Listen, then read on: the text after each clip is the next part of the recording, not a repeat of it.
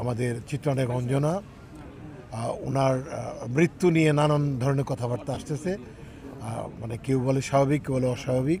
এটা নিয়ে আমরা আসলে আমার ডান পাশে আছেন মণি, যিনি চিত্রনায়িকা অঞ্জনার ছেলে হিসেবে আমরা জানি বা আপনারা জানেন। সম্মানিত প্রেসিডেন্ট আমাকে দায়িত্ব দিয়েছেন, এই বিষয়টা আগে থেকেই দায়িত্ব দিয়েছেন, আজকেও দিয়েছেন। এটা একটা ছায়া তদন্ত করার জন্য, এবং ছায়া তদন্তের মধ্যে আমরা এটা নিয়ে অনেকক্ষণ কথা বলেছি। অনেক আমাদের কাছে অনেক বিচ্ছিন্ন রকম ঘটনা চলে আসছে, অনেকে অনেক ইন্টারভিউ করেছে এই বিষয়টা নিয়ে। আমাদের দেশের দুজন নক্ষত্র এক সপ্তাহে ইন্তেকাল করেছেন। আপনারা জানেন চিত্রনায়ক অঞ্জনা এবং শক্তিমান অভিনেতা প্রবীণ মিত্র। ওনাদের উপলক্ষে আমরা আজকে এখানে মিলাদ করেছি, এবং আমাদের আরেক বিখ্যাত নায়ক জাফর ইকবাল, উনি এই মাসে মারা গেছেন। 1900 অন্যান্য শিল্পীদের জন্য আমরা একটা ব্যবস্থা করেছিলাম, দোয়া খায়ের করেছি, কোরআন খতম দিয়েছি। তো পরবর্তীতে আমরা আসলে আপনারা যে জিনিসটা জানার জন্য খুব আগ্রহ প্রকাশ করছেন, সেটা হলো আমাদের চিত্রনায়ক অঞ্জনা ওনার মৃত্যু নিয়ে নানান ধরনের কথাবার্তা আসতেছে। মানে কেউ বলে স্বাভাবিক, কেউ বলে অস্বাভাবিক। এটা নিয়ে আমরা আসলে আমার ডান পাশে আছেন মণি, যিনি চিত্রনায়িকা অঞ্জনার ছেলে হিসেবে আমরা জানি বা আপনারা জানেন। আর এই পাশে আছেন ওনার মেয়ের জামাই, যিনি রিপন ভাই, ইঞ্জিনিয়ার রিপন ভাই। আর এখানে আছেন ওনার ড্রাইভার, আমার ভাই লাগে। তো উনি আছেন, উনি হলো ড্রাইভার। আপনার নামটা বলেন? মনিরুল আরিফ। আর ওনার নাম না, ফাজলি, ওনার নাম হল মনির হোসেন। আমার কাছে আইডি কার্ড আছে, মানে যা আচ্ছা সেটা আমরা পরে বলি। আমাকে কথা বলতে, আপনার কথা বলবেন না। তো উনি ওই বাড়িতে ড্রাইভিং করে, ওনার গাড়ি নেয় লাস্ট 5 ইয়ার্স, গাড়ি ছাড়াই ড্রাইভিং করে। অনেক টাকা নাকি উনি পায়, 5 লাখ টাকা। তো নানান রকম প্রবলেম আমরা দেখতে পাচ্ছি সেটা। আর ওনার বড় বোন, ছোটো বোন ছিলেন রঞ্জনা, উনি দিদি বলে গেছেন যে উনি সহসায় পুলিশের মামলায় উনি যেতে চাচ্ছেন না। আগে আমরা যদি নিজেরাই একটা সমাধান করতে পারি, সেইটা উনি আবেদন করে গেছেন চলচ্চিত্র শিল্পী সমিতির কাছে।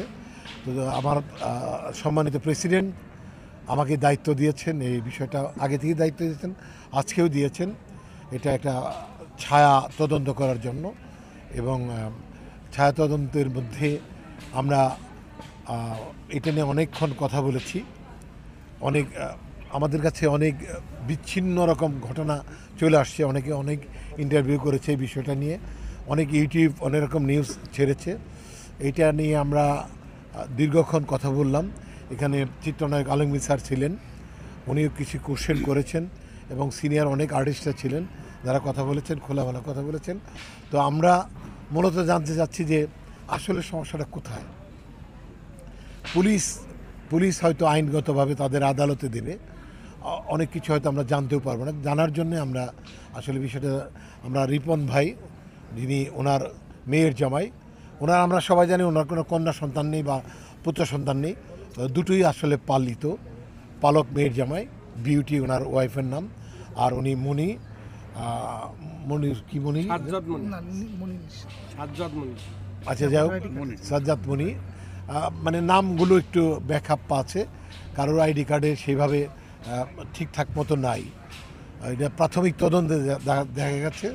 এটা তো আমরা মূলত জানতে চাই যে ওনার যে টাকা পয়সা, মূল যেটা গণ্ডগোল, যেখান থেকে অশান্তি সৃষ্টি হয়েছে বলে মনে করা যাচ্ছে, এবং আর উনি অ্যাকুরেট ট্রিটমেন্ট পায় না, এটাও জানা যাচ্ছে। এটা আসলে সব কিছুই জানতে পারবো, পুরোপুরি আমাদের ক্লিয়ার করতে পারবো। আমরা 3 দিন সময় নিয়ে সময়টা দিয়েছি ওনাকে, এই রিপন সাহেবকে, ইঞ্জিনিয়ার রিপন সাহেবকে। ইঞ্জিনিয়ার রিপন সাহেব আমাকে অ্যাকুরেট যা ঘটেছে লাস্ট উনি আসবার পরে, উনি এই বাড়িতে জয়েন করার পরে থেকে যা ঘটেছে সব চিত্রগুলো উনি দেবেন, এবং ওনার কোথায় কোন প্লট সেল করে কত টাকা আসছে, বাড়ি সেল করেছে কে আসছে, আদৌ ওনার কোনো টাকা ছিল কিনা বা আছে কিনা, বা টাকা থাকলে সেগুলো কোথায় গেল, টোটাল চিত্রটা ওনার কাছে আমরা কালেকশন করছি। তারপর আমরা ন্যায্য বিচার আমরা করতে পারবো বলে আমরা বিশ্বাস করি। এ ব্যাপারে আপনাদের কোনো কোশ্চেন থাকলে আপনারা করতে পারেন। প্রাথমিকভাবে তাইব ভাই, যে আপনারা আজকে যে দুজনের সাথে কথা বলেছেন, তো আপনাদের কাছে আসলে কি মনে হয়েছে যে আসলে এটা কি মানে কি মনে হয় এটা? আমরা 3 জনের সাথে কথা বলেছি। ড্রাইভার ছিল এবং ওনার বোন ছিল, আপন বোন, ছোট বোন রঞ্জিতাদি ছিলেন, রঞ্জনাদি উনি ছিলেন। উনি কথা বলে গেছেন। তো আমাদের কাছে আসলে কিছুর ব্যাকআপা লাগছে, বেশ ভালো ব্যাকআপা লাগছে, সেটা আমরা ক্লিয়ার হতে চাই। ওনাদের কথা আবার ওনারা নির্দোষ দাবি করছেন। তো নির্দোষ দাবি করার কারণে 3 দিন সময় দিয়েছি, যেখানে ওনারা ওনাদের পক্ষে কাগজপত্র, ডকুমেন্ট এবং সব কিছু আমাদের দেবেন। কি নির্দোষ মানে দাবি করছেন?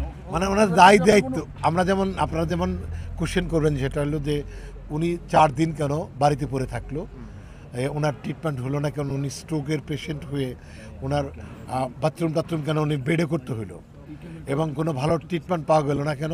উনি বললো 4 দিন না 3 দিন, মনি সাহেব বললেন 3 দিন। 3 দিন হলে 1 ঘন্টা হলেও কেন উনি ট্রিটমেন্টটা পায়নি।